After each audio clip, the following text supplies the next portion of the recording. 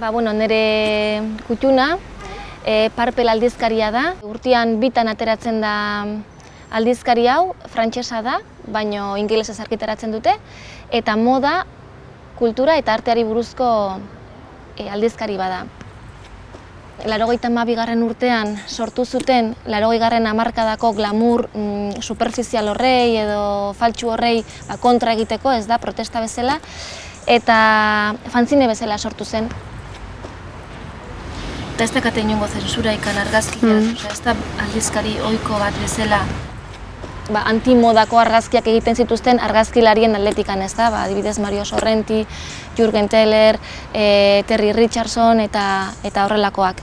Gustatzen zaitena da, oraindikan kutxu hori nabarmentzen dela, ez da, fanzine, oraindikan horriak eta edizioare bai pixkat bada fanzinean, hori danetik handaka.